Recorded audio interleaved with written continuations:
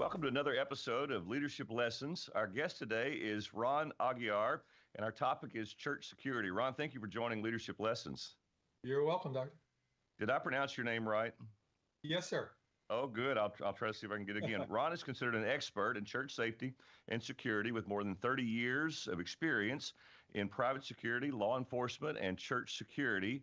He can relate and respond to just about any security-related situation that a church or parachurch organization could face. In 2019, Ron released the second edition of his book, Keeping Your Church Safe, in hopes of educating churches across the globe about scenarios that could possibly take place in their buildings and among their members. He is also the founder of Oasis Safety. Ron's background includes a law enforcement career with the Hawaii Police Department and the Commonwealth of Massachusetts. He also served 4 years as Safety and Security Director for Papa John's International, and most recently served 19 years as Safety and Security Director for Southeast Christian Church, one of America's largest churches here in Louisville. Ron lives in Florida and has a wife and 2 children and 1 grandson. Ron, let's jump right into these questions. So 25 years ago, the topic of church security really wasn't discussed that much. What changed? I think what really happened when I joined the church in 1998 as their security director, there were about a handful of us across the nation, mostly in very large churches. There were 4 or 5 of us. I reached out to all of them. There wasn't anybody else doing this. But in 1999, in Fort Worth, Texas, at Wedgwood Baptist Church, a guy walked into a youth rally for prayer at the flagpole the next morning, and there was a small concert going on in the church. He walked in there, rolled a pipe bomb, blew it up. No one got hurt from the pipe bomb, but he shot and killed 8 people, and 7 were injured. And what happened there was, prior to that event, CNN, all the 24-hour news services were not on air. But during that event, prior to that event, CNN came on 24/7, and they sent a whole crew there. Everyone was there. So they broadcast 24/7 from Wedgwood Baptist Church, and it opened the eyes of church leaders all across the country of what could happen. I talked to one of the gentlemen in Wedgwood at the time. He was the first one shot, and he was sitting in the back row. To give you an idea how we were unprepared, first of all, they didn't have a security team of any sort. But when he was shot in the stomach area and fell over. And he was telling me later, he said, my dad and I used to watch Westerns, and if you got shot in the gut, you're going to die. So he's thinking to himself, I'm going to die, I'm going to die. But this guy continued his rampage until a young student basically talked to him, and he put a gun to his head and killed himself. But the guy that was shot that I talked to said, Ron, when the EMTs came in, they had never seen anything like it. Unprepared, untrained. So they looked at me, and both of them looked at each other and said, well, he's going to die. So he reiterated his words, what his dad had told him. And eventually they came back and got him and took him away. But it just shows you how ill prepared we were at the time. And that was a wake-up call for many people across the country. Ron, one of our pastors in Kentucky was actually a member of that church and was there when that shooting took place. I've spoken to him about it. Well, so tell us about a moment where you personally realized the importance of church security. Was it at that time, or was there something else that happened for you where the light kind of came on that this really is a big deal? Right. Prior to taking the position, I had volunteered. We were the very first. We had 5 guys come together as a security volunteer team for the church. The church was large. It was 12, 15,000 people at the time. We were still in our old facility, meeting 5 times a weekend. And there was just traffic control, which we had uniform officers, but there was a lot of movement, a lot of people moving about the facility. We had problems with, divorces, confrontations. I mean, just all the things that happen in churches of any size. And so the elders decided to put a team together. I was one of them. And during that year and a half, we could see where the crime was occurring. We had a major theft ring that came into our church. Fortunately, through some information from one of our staff members, we ID'd the person, and that person was arrested. They had committed over 100 crimes in 3 states. So this stuff was just culminating, and it just galvanized the fact that we needed a team. So we went to the elders before the move to the new facility in 1998 and said they need to hire somebody. And God worked it out where I eventually took that position. And so that told me that, hey, we got to do something. The other thing that the elders were concerned about, Doctor, was that pastors, as we all fall prey to this, but there were some pastors that were beginning to fall from ministry. Mm-hmm. And one of the things that we provided when our senior pastor arrived to preach the weekend, we met him at his car and we returned him to his car after the day was done. So, yeah, we provided security, but there was an integrity issue also. So, we were always with him, so no one could say that he did something or someone said something or whatever. So, that was important, especially to his family and the elders. Ron, what are some things that you learned about churches that you discover make them an easy target when someone wants to do harm or commit a crime? Yeah, churches that have no security in place are considered what we call soft targets. Yeah. Basically, the bad guys, I call them the bad guys, they come in, they scope it out, they say, this is easy, I can do this. So they come in and commit crimes, whether it's a theft, whether it's a physical confrontation, whatever the case may be. So yeah, we just got to harden the thing, the target. And one of the ways that I tell churches to do this, even small churches, work with your local law enforcement people. You'd be surprised how inexpensive it is to hire an off-duty officer with his uniform in his car and park it in the front of the building in the parking lot. That's a big deterrent, and the criminals just will stay away from that stuff. They don't like it at all.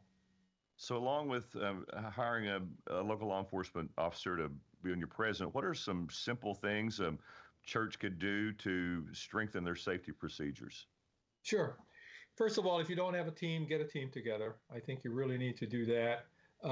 Secondly, if you have a team, bring them together and get some training. I mentioned the local law enforcement, especially in small communities, you'll have a sheriff department, even the state police. Ask them onto the property, do an assessment of your property, have them do a free security assessment. They'll walk around for 10 or 15 minutes and point out really great things. Get training from them, get training from guys like me out there. There's a lot of video training that's available, that's free on the internet. And I'd also contact your insurance company. There are 3 or 4 large insurance companies across the nation that handle most churches. You may be dealing with an agent in a small town, but they're underwriting it through a large company for your protection. And the Baptist organization may be using people also. So contact your insurance company. They have people on staff that can help you on the safety and security of your church. And that stuff is free. So I do that also. And on the training side, we've used you in Kentucky for training. Ron, what are some resources that are available to help a church who would like to know more about this area? And I'm going to mention one is I have an old copy of your book, Keeping Your Church Safe, and you have the revised copy. If you wouldn't mind holding that up, or we could put a picture of it up maybe at some point. So I would just say to folks, man, I read this years ago, and it's so thorough. It's not only about what we're talking about from an intruder who wants to do harm to people, but so many areas of safety, protecting folks on a trip, insurance issues, a natural disaster that might happen, having a plan in place if some kind of a natural disaster comes along. Other resources that you would mention, or anything else you'd like to say about your book? The book is really an A to Z. I wrote it really operationally, and it covers A to Z. I mean, basically, we start off with putting a team together through training, et cetera. And then it's working with law enforcement, your insurance companies. There's examples of cases that have happened in churches, and I kind of break them down and how to avoid them. There's a whole section on children's ministry, which is really a heartbeat of mine. 1 in 4 girls and 1 in 6 boys by the time they're 18 currently are sexually abused, and we just got to stop that. Yep. And so there's some great training out there, and I know, Doctor, that you folks are bringing Ministry Safe. I think they're fantastic. They're one of the best out there, and I highly recommend them. But so the book covers all these things, including fire safety and other aspects of stuff that I did in the church. But the book is a good one. There's some free video. If you click on YouTube and just put USCCA, that's the publisher of the book, USCCA /church security, there are three really good videos that I did with them, and they're free. And it talks about the layers of security for a church, active shooter response, and there's some scenario-based training in the videos that are very realistic. And those videos, like I said, you click on and watch them. And then there's a video that's produced by the Houston Police Department in association with the federal government for active shooters. And you just Houston PD active shooter video, and it's a good 5-minute video, and it walks you through that too. Ron, years ago, we did a training here in Kentucky, church security training. In fact, you may have been part of that at that time. I think we did it on a Saturday, and we put registration out. We had something like 900 people show up for that Right. training, and most of them were men. And what I see throughout the state, I'm in a different church every Sunday, and some of our very smallest, most rural churches will have a security team in place. They'll have a person who goes around and locks up the external doors prior to the service, and then someone standing at the main entrance. And if someone wants to come in after the service has begun, but that really made a difference, and there was a real response. Have you seen Yeah. that across the country? Yeah, it's beginning to occur, and it's been quiet. We haven't had an incident in churches lately, but when that happens, it ramps it up, and more people get involved. I think shows like this and all the videos that are being done and all the training. There's a lot of guys that are out there training now, former federal agents, former police officers, a lot of former security directors of churches are beginning to do a lot of training. So yeah, there's more and more churches are doing it. I spoke at a church of 100 in Kentucky. Yep. I mean, I was so far out in Eastern Kentucky, there was no GPS. So, you're out there. But they're hungry to put things in place because people expect a safe and secure environment to worship the Lord. Yep. And they want to provide a safe environment for people to find the Lord. So you don't want any distractions. And that's what all the stuff is all distraction and noise. And if you can get rid of that, then the gospel can be preached and people can be saved. So, Ron, if you're talking to a church that doesn't have an official kind of a security team, Mm-hmm. what would you say are 2 or 3 or 4 benefits to getting a team in place and helping them receive some training? I think the benefit, first of all, like I said, you're providing a safe and secure environment, not only for the adults, but for the children. And the millennials, both of my kids are millennials. When they come to a church, and my daughter, when she visited her church in Atlanta, she's got a 2-year-old boy. Before she gives him up, her father, who she calls Captain Safety, Captain Safety says, "Do you have a security thing in place? Do you clear volunteers?" And the people are looking at her strange, but she's not going to give her 2-year-old up to anybody. She's looking for the security of the church. So they're expecting it, and I don't think it's a deterrent. I think it's an addition to what we do. Yeah, it certainly gives peace of mind for visitors in a church to realize this church is prepared. Right. I'm in a safe place here. I can feel protected. How do you balance then being so we talked about a soft target and we need to harden it. How do you balance being a welcoming church along with being a safe church? Well, I don't think there's many churches with magnetometers. There's one in Ground Zero. They've got one there. But I think I think it's welcoming. Even when we had problems in our church, I always wore civilian clothes very similar to what you're wearing with a jacket. And if there was a problem, I get a call on the radio and I'd go and meet them. I wouldn't tell them I was the security. I said, "Hi, my name's Ron. I'm with Southeast Christian Church. How are you? What's your name?" And I'd find out who they are and what the problem is. And then we'd work through it that way. So it wasn't heavy handed. I didn't show up with a gun and a badge.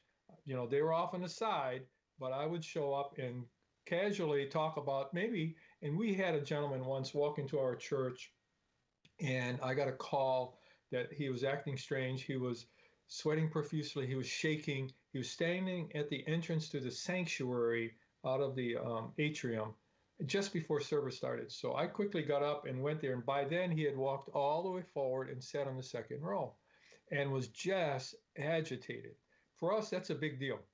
But at the same token, I can't grab him out of service without knowing really what the problem was, if there's a problem. So we waited and watched him. We put a guy close to him in plain clothes and kind of watched him. And what he was the Lord had prompted him to come to church. He had never been to church. He was so distraught that he wanted to tell somebody everything in his life and wanted help, Yeah. spiritual help. So if we went in there with guns ablazing and took him out, Yep. we would have squashed what the Lord's work was. So you got to balance that. And, if somebody commits a crime on your property, they got to get arrested. It's as Yep. simple as that, because you have to set the tone, and people expect that. But in this situation, for example, those things happen. Well, and it seems like it's important to distinguish that the welcoming team or the hospitality team is not the same as the security team. That's They right. each have a function, and it's an important function, but it's a Yeah, completely different function. If each one's doing their role in a professional way, then right, folks will be greeted, and everyone there right. can also be kept safe. And I If, think, if excuse me, doctor, and I think an important aspect of that, when we go back to training, you should also train your ushers, your greeters. Very important, because they're your first line of security. They're going to see stuff before your security team does. What are some things they might see? So if you're training ushers and greeters, they're not part of the security team, but they have a function. What are some things you want them to be aware of or looking for when they're in? You don't want them to be looking for a suspect everywhere, right? You're not trying No, to create no, that no. suspicious mind. But what are you trying to help them understand? Just anything unusual. I mean, like the guy we just talked about. You shake his hand, you get a funny feeling. Let security know so they can investigate. You're in the parking lot parking cars, a guy drives in, it's 90 degrees, he's wearing a trench coat. Let security know. Just being a level of awareness, just raise the level of awareness, not to be fearful, but be greeting and hi, how are you? And if you feel uncomfortable, I think the Lord gives all of us that. Some people call it the sixth sense. And I think if you accept the Lord and you've got the Holy Spirit in you, He gives you an extra portion. And I think you can kind of that discernment. So when you shake somebody's hand, you're like, oh, there's something wrong here. And quickly let somebody know so they can investigate and come over and talk to them. Just raising the awareness level of the ushers, greeters, and even the parking lot attendees. So Ron, if you're pastor or a church leader and you're trying to think about recruiting a security team, Mhm. maybe the church doesn't have one right now. What kind of people would you want to recruit on that team? And do you use Sure. mostly men, or do you use men and women both? I think men and women both, because a lot of times if you have some family problems, there's a lady involved. It's nice to have a trained female person to do it. The recruiting starts with off-duty PD, retired police department PD. People are very good. People say, well, the military. Well, not all military guys are good, because some guys were repairing engines. And you want them to have the attitude of servanthood.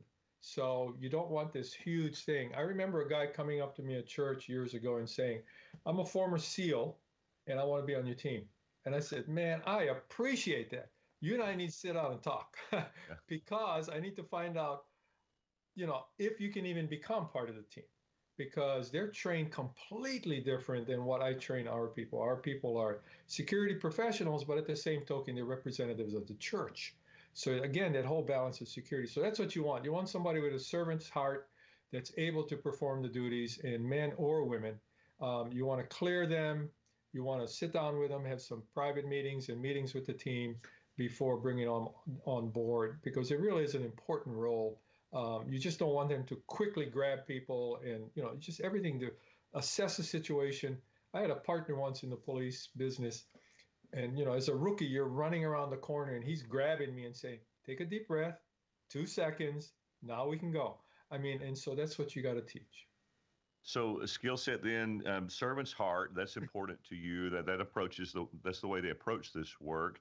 They Right, obviously need to have a clear background. They can pass the, right. the the security test. What are some other traits that make for a good church security person? Someone that can interact with the people. Now, here's the deal that I see a lot of church security people do, is that while they're on duty, and I don't know why, they're just friendly. Hi, how are you? Hi, how Yeah. are you? How are you? You can't do that. You're working. You're kind of like in a space. I sat down for almost 20 years behind a senior pastor in service. And I can remember the first month of going to services, and my wife on the way home would say, hey, what do you think of his message? And I'm like, I didn't hear it, Yeah. because for the last hour in church, I'm a security guy. My mind is not on what the senior pastors say. My mind is watching the congregation, watching movements, watching things, and paying attention to the safety and security. So you got to do that. And I think I got it here. This is a really, whew, I went to a large church, hired me to do an assessment. They didn't know who I was except the people that were hiring me. I walked in on Sunday with my wife. There were police officers stationed all over this mega church. Every one of them had their head down looking at their Oh, cell. wow. Yeah. You got to put that away. And I tell that to every church, whether they're 100 or 10,000, put the cell phones away. You can answer and look at them later. It's important to focus here. So you got to hire people that really are committed to the cause. Yeah. And observe, it sounds like they're observant, they're paying Oh, attention, they're yeah, aware of their surroundings, and just absolutely. watching for anything that looks out of order. So, Ron, you referenced sexual abuse and the 1 in 4 women, 1 in 6, and unfortunately, it even happens in churches. So, I'm assuming now when you talk about church security, you're talking a good deal about protecting members and children from sexual abuse. Yes. How can a security team help in that way, and maybe even protecting folks from predators? Yeah, I think I'll give you an example. And we had an open training session for members of the church who were interested, moms, dads, uncles, aunts, grandparents, whatever. And I did a um, training for sexual abuse prevention. Hmm. And there were teachers in there. There were, a bunch of people. And basically, even the teachers said that many of the things that Ministry Safe covers is not taught in schools to the Right. teachers. Ministry Safe is really a step above. And I was in the Charlotte airport one night, 11 o'clock, coming back to Louisville. And a gentleman came up to me and says, "Hey, I'm a member of your church. You don't know me." I said, "Yeah, hi, how are you?" And we talked a little bit. He and his family had been to Eastern Europe to a refugee camp to work for 2 months during the summer. Hmm. And he and his wife had attended the class that I taught. And he says, "Ron, within 2 days, we spotted the predator." Wow. He says, "So you've got to train people to see what they're looking for." I think, and you can open that training to everybody. And so he said, we went to the leadership of the camp. Sure enough, he had already grooming young girls as a predator. In the church, you'll see them also, but you've got to be trained to spot them because we don't get that training. But Ministry Safe and others out there have tremendous programs, but people need to be aware. The security teams should be even more aware of what's going on. And the other thing that happens is the security team should not all sit in service. You should have somebody walking in the children's Right. area, walking outside. And don't forget the junior and senior high kids. They're Yeah. not children anymore, but they are juveniles, and we need to protect them too. Well, Ron, it's so important. I appreciate you mentioning Greg Love and Ministry Safe. And what you just said about predators, we've worked really hard. Our churches have, there are 2,300 plus Baptist churches in Kentucky. They've worked really hard to do background checks and, Yes. 2 adults in a room, that sort of thing. But now we know that background checks will uncover almost no sexual predators because they're just not going to go through that if they have a background, and that they see churches as a soft target. And so to recognize those traits like you've described, that's super helpful. Thank you for your work there. So, Mhm. Ron, can you share an example of seeing a church security team do everything right and what happened as a result? Well, there's many instances of that. We had, I mean, for me personally, we had a gentleman come in, for instance, come in on a Sunday morning very early, very large gentleman, 6'6", very big, wearing a bathrobe and his underwears and slipper, and just sat in the sanctuary. Wow. And so um, we got called. My security team wasn't even in place yet. It was a couple hours before security. So we had me and another officer. And so what we did was we sat down and talked to this man who was mentally deranged, mentally having problems. Anyways, so he told us he was meeting his mom there for Mother's Day. It was Mother's Day. So when we finally got officers there, um, they took him into custody, but called EMS. So you're not going to take him to jail. You're going to take him to the hospital. Yeah. The very interesting thing, the way God worked out was we had him on the gurney about to be putting him into EMS. This older lady walks in. She goes, "This is my son." And so he had walked away from a home. Wow. So, we've had that. We've had protesters. Uh, if you find out about them, you got to prepare for them. One of the things that I tell churches, Dave asked me, they said, "Okay, Christmas and Easter are your big days. And how do you prepare for those days?" And I say, "Well, I currently, if you come on any Sunday when I was security director, I was prepared for the maximum amount of people in church." And the reason was because if the preacher said something last week that caused people to come, I have to be prepared for that. So Easter and Christmas, I may add a couple extra people, but I'm prepared for Easter and Christmas every week. So that's the mindset you got to have. You got to be prepared every week for the largest group that you can possibly have.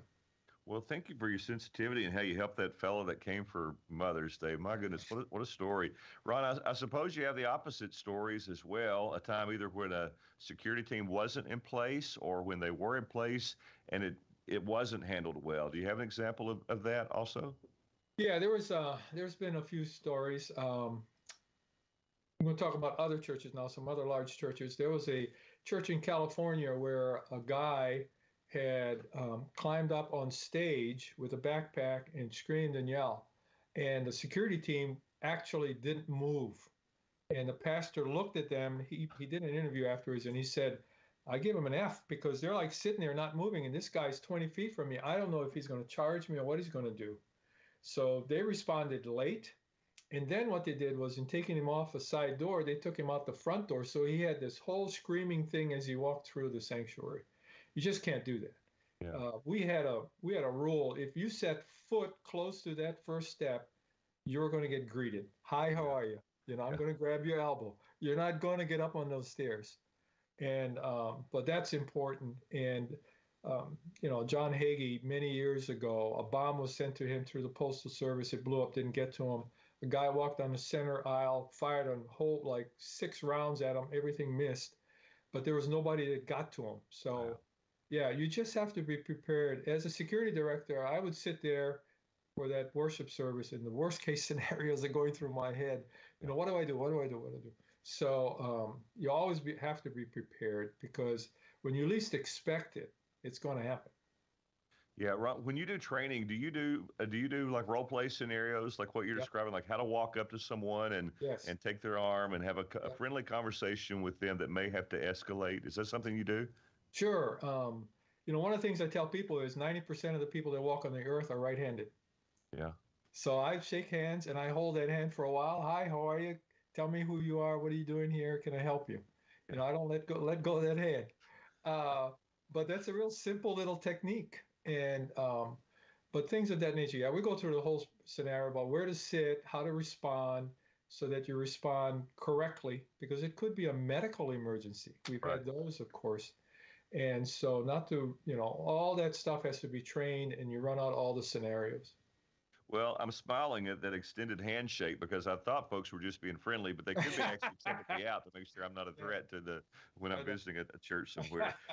Ron, this platform is called Leadership Lessons. So tell us about an experience that you have had that either shaped your approach to leadership or it was formative in your understanding of what leadership really is. Well, as a young cadet in the Honolulu Police Department at the age of 19 years old, I learned very quickly servant leadership because that's what they espoused, that's what they did. You know, if I had a lieutenant or captain training me, they walked the street. They did what I'm going to do. So there was a lot of experience, but they didn't push that on me, but they walked alongside me. And that servant leadership is huge because when I trained my teams or worked with my teams, and I worked with a lot of people, that I always went alongside of them. And one of the things that you have to do in ministry, and that's what safety and security is, it's a ministry, is we had a lot of police officers that would do traffic. Not all of them were believers. Mm-hmm. So our congregation was good in reaching out to them. One of my highlights of my career was baptizing one of those guys. Oh, wow. So, I mean, that's what, you know, then it's full circle. It's just unbelievable. And of course, he baptizes one of his guys. So it's showing them an example and being the example, not the exception. And I think that's important. Well, thank you for that. Servant leadership and then leading by example is absolutely huge in any kind of Christian ministry. Ron, how can folks reach you if they want to know more about Oasis Security or Oasis Safety or about your book or just utilize your services? How can they get a hold of you? OasisSafety.com is the easiest way, and there's a connection there to my email, and that's ron@oasissafety.com. The book is available at uscca.com. That's the publisher. Currently, they have the rights, and they're the only ones that are selling it. So it's uscca.com. And you can get a hold of me, and I'll be more than happy to help. Well, Ron, thank you for your ministry to churches and their leaders and for helping churches establish and train their security teams. And thank you for joining Leadership Lessons today. Doctor, it was my pleasure.